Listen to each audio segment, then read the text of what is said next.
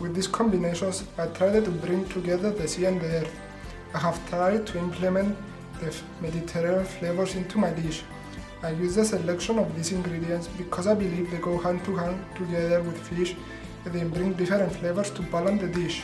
For the homemade dish, I tried to implement easy cooking techniques like sauté, boiling, and a classic sauce velouté. I created sauté maigre, accompanied with spelt risotto with fava beans. The spelt risotto came with the idea of the old times in Cyprus that we didn't have any rice and we used spelt. For this competition, I will be cooking maigre for fish and langoustine. Langoustine is available at this time of the year on the Mediterranean Sea due to the water temperature, and also it can be found in Cypriot waters.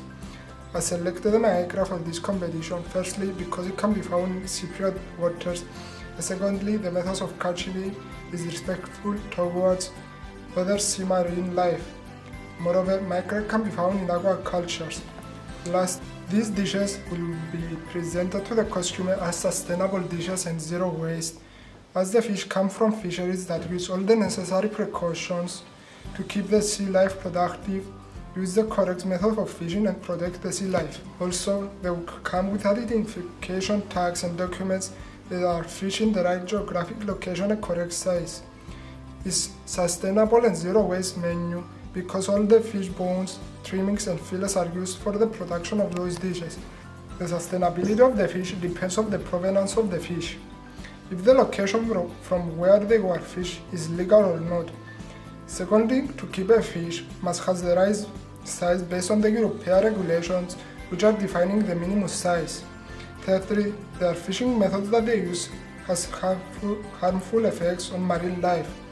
Lastly, if the fish that are bought come from the sea or aquacultures, must be at a level that ensures it can continue to identify that the fish population can remain productive and healthy. Fishing activity must be managed carefully so the other species and habitats within the ecosystem remain healthy. Certified fisheries must comply with the relevant laws and be able to adapt to changing environmental circumstances. My commitment to this competition is to take part in order to gain as much experience as I can that will aid at my future professional career. The main objectives of this competition is to inform people about the overexploitation and overfishing of the sea life. It is a great challenge for me which dares me to be curious about knowing more about sea life, and at the same time I want to test myself in the culinary world.